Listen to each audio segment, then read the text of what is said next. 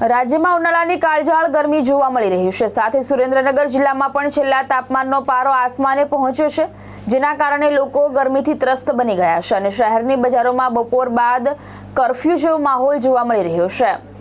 સુરેન્દ્રનગર જિલ્લામાં ગરમીની શરૂઆતથી જ તાપમાનનો પારો અંદાજે 42 ડિગ્રીથી વધુ તાપમાન જોવા મળે છે। આખરી ગરમીની શરૂઆત જોવા મળી રહી છે, ત્યારે હજુ આ તાપમાન 45 ડિગ્રીથી વધુ જોવા મળે તેવી પરિસ્થિતિ છે। ગરમીમાં જનજીવન તેમજ પશુ પક્ષીઓ ઉપર તેની અસર જોવા મળી રહી છે। તેમજ અસહ્ય ગરમીના કારણે શહેરની બજારોમાં બપોર બાદ લોકોની અવરજવર નહિવત જોવા મળી રહી હતી। રસ્તાઓ સુમસામ ભાસી રહ્યા હતા। તેમજ ગરમીથી રાહત મળે તે માટે લોકો લીંબુ શરબત, શેરડીનો રસ, ઠંડા પીણા, જ્યુસ વગેરે પીતા નજરે પડ્યા હતા। જ્યારે બીજી બાજુ કાળઝાળ ગરમીને ધ્યાને લઈ તંત્ર દ્વારા પણ લોકોને સાવચેત કરી બિનજરૂરી ગરમીમાં બપોરના સમયે બહાર નહીં નીકળવાની લોકોને અપીલ કરી છે। સાથે લોકોને વધુ પાણી, લીંબુ શરબત તેમજ ORS પીવા માટે અપીલ કરવામાં આવી હતી, જેથી ડિહાઇડ્રેશનથી બચી શકાય। કોટન તેમજ શરીર સંપૂર્ણપણે ઢંકાય છે તેવા વસ્ત્રો પહેરીને બહાર નીકળવાની અપીલ કરી હતી અને સામાન્ય હીટવેવની પણ અસર જણાઈ આવે તો નજીકના આરોગ્ય કેન્દ્ર કે ડોક્ટરની સંપર્ક કરવા તાકીદ કરી છે।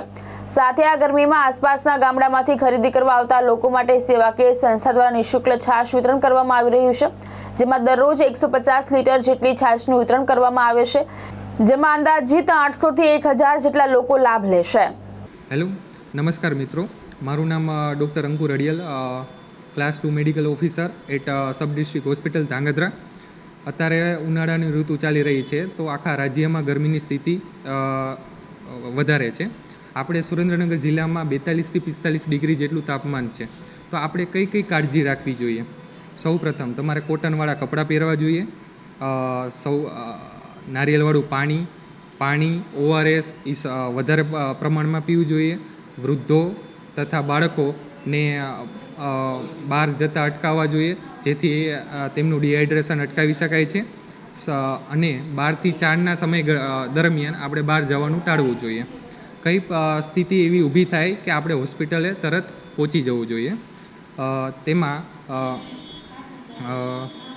સૌપ્રથમ ઊંચો તાવ આવો, ચક્કર આવવા, બેહોશ થઈ જવું અથવા તો શ્વાસ લેવામાં તકલીફ પડવી અથવા તો ઝાડા ઉલટી થવું, તો આપણે તરત જ હોસ્પિટલ પહોંચી જવું જોઈએ અને ડૉક્ટરને બતાવી દેવું જોઈએ। ધન્યવાદ। હું અલ્પાબેન ગાંધી, વોર્ડ નંબર 3। અમે જૈન જાગૃતિ ચેરિટેબલ ટ્રસ્ટ બોમ્બે દ્વારા જૈન જાગૃતિ લેડીઝ વિંગ ધાંગધ્રા 21 દિવસનું છાશ વિતરણ નિઃશુલ્ક કરીએ છીએ। આ 2 વર્ષથી અમે આ નિઃશુલ્ક છાશ વિતરણ કરીએ છીએ, જેમાં લગભગ રોજ 150 લીટર એટલે કે અંદાજે 1000 ગ્લાસનું વિતરણ થાય છે અને લોકો શાંતિથી આ છાશ પીને શાંતિનો દમ લે છે।